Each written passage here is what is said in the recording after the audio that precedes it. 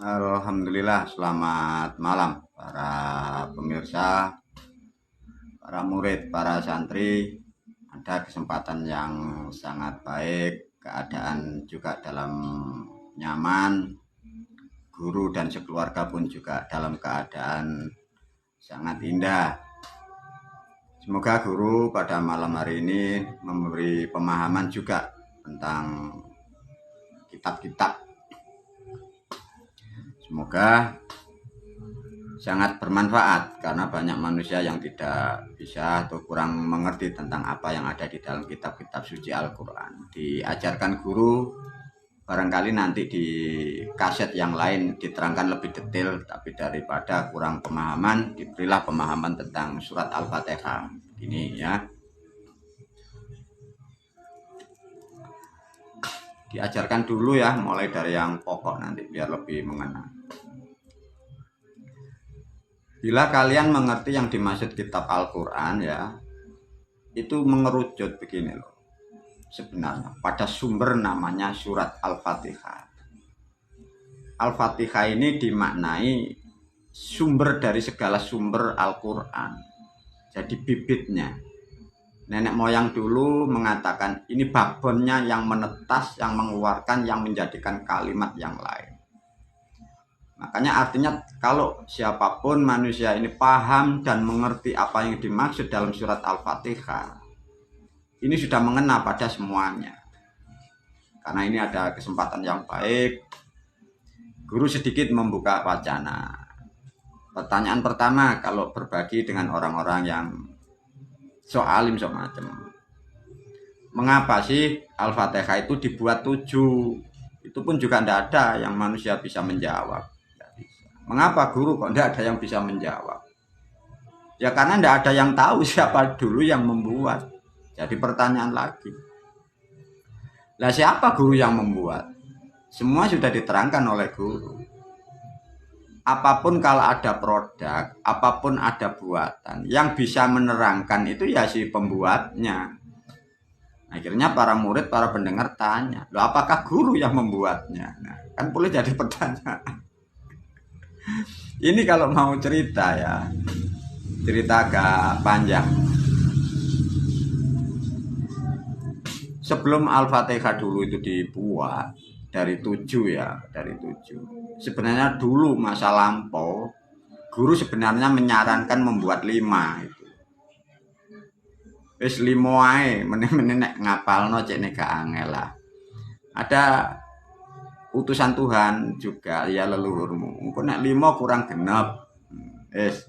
Sehingga akhirnya oke lah, cobalah silakan. Cuma saya menyarankan 5. Akhirnya ternyata menjadi 7.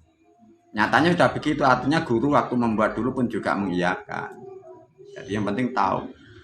Loh kok aneh guru ya, sampai itu orang zaman berapa, tahun berapa. Makanya kan udah diajarkan, diterangkan guru. Sulit manusia nanti memahami guru ini apa, guru ini siapa. Tidak bisa diukur, tidak bisa dipahami. Kalian aja selaku murid bertahun-tahun tidak ngerti gurumu ini orang hebat atau orang bodoh, orang konyol atau orang gila, atau sesuatu rahmat dari Sang Maha Pencipta, ya tidak tahu. Makanya unik. Yang penting kalian para murid, para santri mendapat penjelasan yang nyaman, yang benar, yang tepat. Ya berbahagialah punya guru yang super unik. Tidak ada yang menyamai ya, lucu. Nah, yang dimaksud dari 7 ayat itu sebenarnya 7 ayat itu mewakili tubuh manusia, maksudnya begitu. Jadi sederhananya begini, tubuh manusia ini ibarat gitu. Diwakili dari surat Al-Fatihah yang 7 ayat. 7 ayat ibaratnya mewakili tubuh manusia yang berupa bulu, kulit, getih, daging, otot, lah 5 kan? Balung, sumsum. Nah, itu maksudnya begitu. Nah, kalau sudah mengerti bahwa 7 ayat itu menerangkan tubuh manusia. Berhubung tubuh manusia ini melakukan interaksi di dunia yang nyata, dinaungi namanya hari. Makanya diterangkan bahwa hari itu ada 7. sudah tepat Al-Quran itu memang. Jadi 7 mewakili tubuh manusia, mewakili untuk gerak-gerik manusia di alam dunia agar selamat. Nah, ada pendidikan, makanya disuruh membaca tubuh, mengenali diri sendiri lewat tubuh. Paham ya? Karena tubuh ini sejak kecil kadang ada yang kurang paham, sampai yang tua pun tidak mengerti tubuh ini dari mana sejarahnya, bagaimana produk membuatnya itu. Ada pembelajaran yang lain cuma diajarkan lewat surat Al-Fatihah. Surat Al-Fatihah itu dimulai kan dengan bismillah. Itu diajarkan sedikit ya, ini agak lebih sulit memang. Bila kalimat bismillahirrahmanirrahim itu sebenarnya sudah disiapkan oleh moyang dulu. Bahwa huruf hijaiyah itu dibuat di Jawa. Itu huruf hidup. Ya, Pak, itu huruf hidup. Disusunlah oleh leluhur itu 20 huruf. Mengapa guru kok dibuat 20 huruf? Kalimatnya bismillahirrahmanirrahim, ya. 20 itu sebenarnya mewakili Honocoroko. Jadi Honocoroko itu isinya bismillah. Unik ya? Ya unik. Lah Honocoroko 20 itu dibagi 5 jadi 4 arah, 4 kiblat. Di timur 5, di selatan, di kidul itu 5, di barat, di kulon 5, di lor, di utara 5. Makanya menerangkan dulurmu papat 5 pancer membuat manusia itu loh. Makanya dari sejarah di kaset-kaset kemarin kan diajarkan sebelum ada bismillahirrahmanirrahim, zaman Watu Gunung, nenek moyang kita nyebutnya bukan bismillahirrahmanirrahim tapi bismillahirrahmanirrahim, menerangkan darah, gete dan rahim. Jadi ilmunya menerangkan di situ. Karena ini tidak diajarkan oleh moyang, oleh leluhur, karena terlalu sakral, karena ini menerangkan kehidupan Tuhan, caranya membuat manusia dimudahkan dengan bahasa bismillahirrahmanirrahim. Artinya setiap manusia setelah masuk Islam dibaiat dengan cara yang benar, sehingga tatkala mengucap bismillahirrahmanirrahim dia sadar akan dirinya atas kemurahan sedulurmu papat 5 pancer kakang kawa adi ari-ari membentuk begini. Itu loh.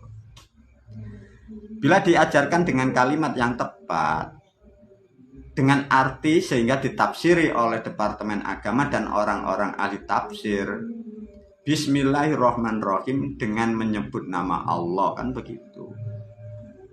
Yang maha pemurah lagi maha penyayang. Bila dipelajari lebih detail, kalau kalian mengucapkan, ya beda tulisannya, bismillah, kan tidak ada Allah, kata Allah tidak ada. Artinya seluruh dunia sampai sekarang belum ada yang tahu apa bismillah itu sebenarnya. Makanya yang diajarkan di dunia, bahkan di Indonesia, di Departemen Agama, di pondok seluruh Indonesia, itu tafsir. Lah kalau itu tafsir dibuat patokan untuk hidup, ya rusak manusia itu. Karena patokan hidupnya aja ini salah atau tidak jelas. Paham ya? Jadi bismillahirrahmanirrahim itu menerangkan sesuatu proses kejadian manusia. Diterangkan bismillah itu dengan sesuatu hal yang terbuka, milah terbuka. Ada sesuatu yang terbuka dari rahmatnya Tuhan. Dengan Rahman Rahim, kasih dan sayangnya, membuat manusia, menciptakan kita. Siapakah sebenarnya yang membuat dan yang menciptakan manusia? Makanya di situ ada Rahman, ada Rahim. Ibaratnya laki-laki berupa sperma, rahim berupa sosok wanita. Bila ditarik dimasukkan, Rahman disimbolkan laki-laki, disimbolkan air, ini disebut assalamualaikum sedulurmu kakang kawa. Rahim disimbolkan wanita, disimbolkan bumi, ari-ari disebut wakilnya bumi. Makanya kakang kawa adi ari-ari itu dia adalah produk atau utusan Tuhan atau jilmaan Tuhan yang memproduk manusia di rahim manusia. Atas kemurahan dia, Kakang Kawa di hari-hari membuat tubuh kita sampai jadi seperti ini. Sekarang para murid, para pendengar, para santri tahu kira-kira bagaimana sebenarnya yang membentuk kita adalah dia. Sebenarnya yang maha kasih sebenarnya dia. Bukan seperti ilusi yang digambarkan katanya di Sidratul Muntaha. Ya itulah sosoknya, kalian sudah mulai ngerti. Makanya guru selalu mengharapkan, selalu menekankan, disitulah tempatmu bersyukur. Diberi bahasa oleh guru yang sangat mudah. Assalamualaikum marmardi Kakang Kawa adi hari-hari gede pusar sedulurku Kang Sinorowedi. Jadi dari gaib, dari rahmat dan kekuatan dikandung membentuk kita, wujud ini yang disebut Sinorowedi.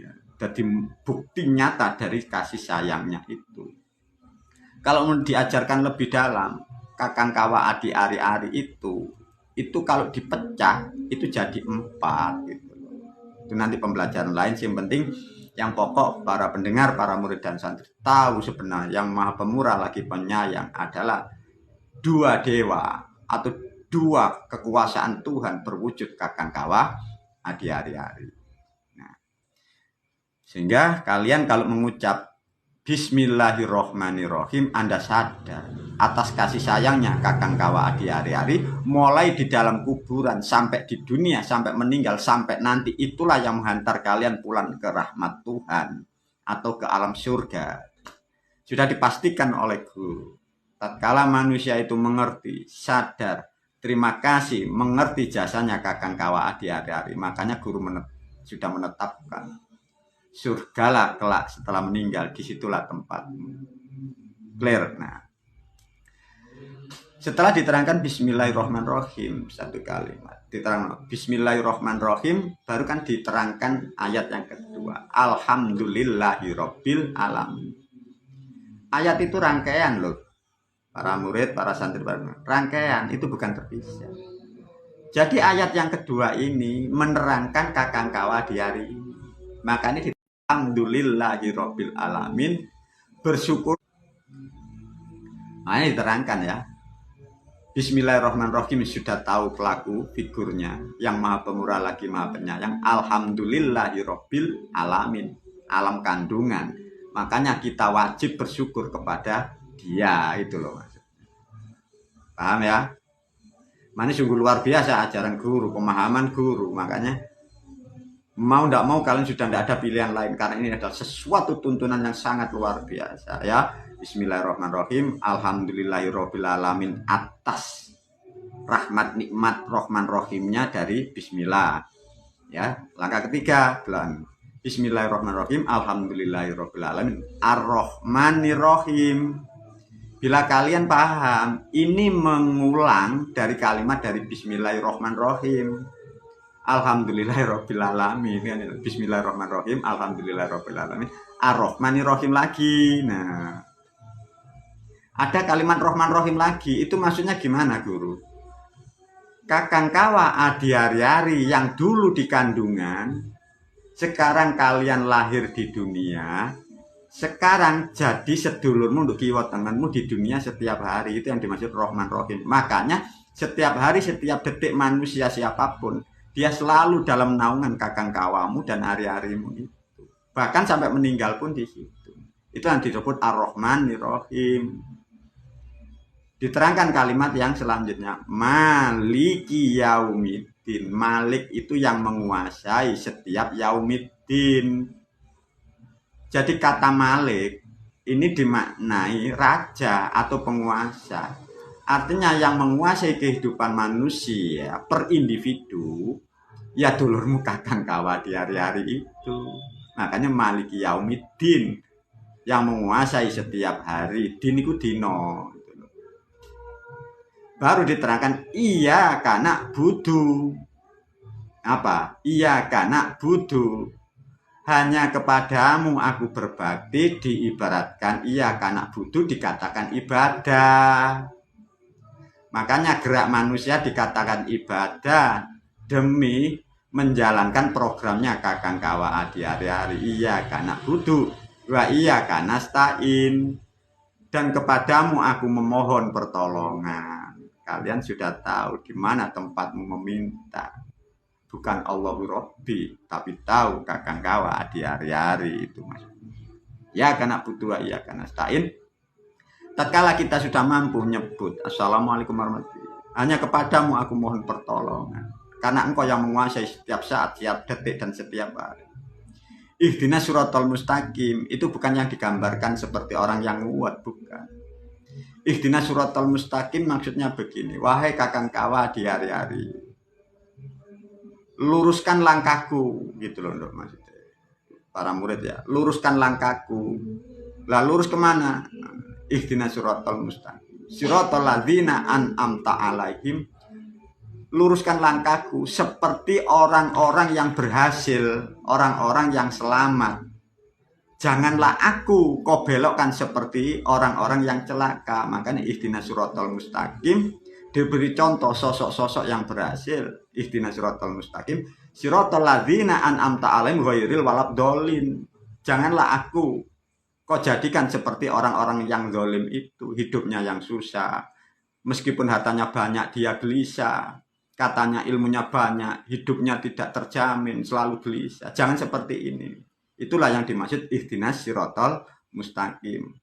Untuk mencapai siratal mustaqim dari ridho atau kekuasaan Kakang Kawa Adiari, karena ini jalan yang lurus, makanya diajarkan lugu sak lugune, jujur opo onoe, mulut dan hati jangan berbelok seperti di kaset yang lain. Ihdinas siratal mustaqim siratal ladzina an'amta alaihim ghairil maghdubi alaihim waladhdallin. Luruslah aku sampai di akhir kehidupanku. Semoga ini sesuatu rahmat, pemahaman, pembukaan tentang membuka cakrawala yang tersimpan, yang terisi di dalam kitab suci Al-Quran 1400 tahun belum ada yang bisa membuka di situ. Pada hari ini, pada bulan ini dan tahun ini, aku selaku gurumu bisa memberikan sesuatu yang lebih dari makhluk yang lain. Harapan guru, selamatlah engkau para murid, para santri, para pendengar, kelak akan menjadikan keselamatan bagi umat guru sampai yaumil kiamati. Wabillahi taufik walhidayah. Assalamualaikum warahmatullahi wabarakatuh.